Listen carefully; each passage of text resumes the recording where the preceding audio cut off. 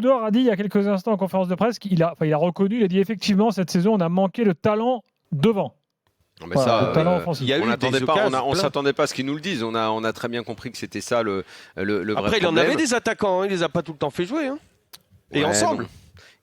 Franchement, il n'avait pas assez de talent devant, il n'avait pas un vrai neuf. Il a eu Alexis Sanchez qui n'est pas un vrai neuf, qui lui a fait le taf toute l'année avec un nombre de buts qui finalement est assez inférieur à tous les meilleurs. Combien de fois il a été associé à quelqu'un d'autre? Combien de fois il a essayé? Je crois qu'il a dû l'essayer de le mettre 3 fois et encore durant le match, jamais. Avec l'associé, il n'avait pas de neuf pour l'associé. Il n'a pas trouvé la bonne formule de ce côté-là.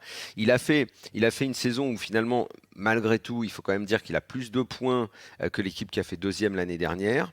Il a emballé les foules souvent, déçu parfois, à l'image de beaucoup d'autres équipes de Ligue 1 au moment de faire les bilans. Si ça fait plaisir à plein de gens de dire que c'est une saison décevante, voilà, s'ils veulent, ils peuvent dire même que c'est une saison ratée. Je vois pas tellement ce que ça apportera. Ce qui est le plus important, c'est de dire que l'OM a fait 2 l'année dernière, 3 cette année, Ligue des Champions l'année dernière, peut-être encore cette année, ou en tout cas à nouveau Coupe d'Europe. La réflexion, elle doit être comment tu fais pour progresser. Tu analyses les erreurs que tu as commises cette année, c'est l'inefficacité à domicile, c'est la façon, tu l'as dit, de jouer qui était délicate à domicile parce qu'ils avaient du mal à faire le jeu, ils étaient plus à l'aise à l'extérieur, peut-être parce qu'il y avait un jeu qui était plus ouvert face à eux. Ils doivent mettre tout ça dans la balance pour tout analyser. Est-ce qu'il va falloir, si Alexis Sanchez reste, trouver un neuf ou est-ce qu'il faut continuer? Ils l'ont trouvé, ils ont dépensé 30 millions pour l'avoir. Il s'appelle Vitinha. Donc il va falloir qu'il fasse une grosse préparation, qu'il s'adapte et qu'il montre que c'est lui maintenant le neuf. Mais là, c'est là où il va y avoir le problème, Daniel. Pourquoi parce que maintenant, tu dois. Parce que cet effectif-là, et d'ailleurs, Monaco l'a connu ce problème, c'est-à-dire que tu dois. Est-ce que tu construis un effectif pour faire la Champions League?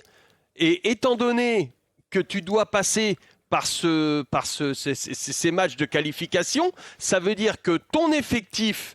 Comment tu vas le gérer? Est-ce que tu vas attirer les joueurs parce que tu vas être en Champions League? Est-ce qu'ils vont venir parce que tu es l'OM? Est-ce que tu comprends le souci? Oui, non, mais ça, tout le monde toutes les dois... équipes ont ces problèmes-là. Ils vont faire une sorte de moite-moite parce qu'ils ne peuvent pas ne pas dépenser parce que sinon ça veut dire que tu n'as pas l'ambition d'y aller. Et après, si tu y es, tu ne peux pas faire ton mercato en 48 heures. Et ça va être un souci. Ça veut dire que tu vas pas pouvoir attirer les meilleurs joueurs parce que quand on analyse le coaching ou le management de Tudor cette année, en fin de compte, il a pas besoin d'un effectif énorme.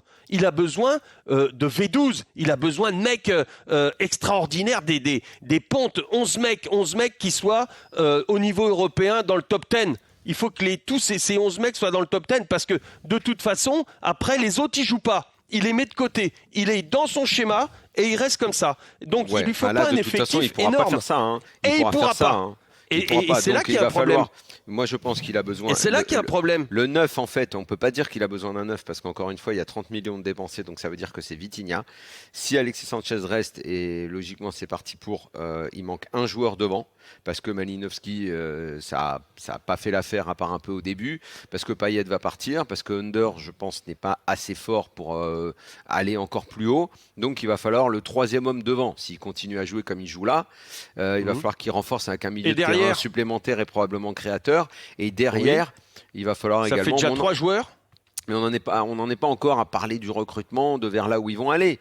On en est pour l'instant à terminer cette saison, à se poser les questions sur ce qui a marché, ce qui n'a pas marché, et effectivement à peut-être analyser les 2-3 postes qu'il va falloir recruter. Et je pense qu'un joueur par ligne, c'est le minimum. Faire partir des joueurs qui ont déçu,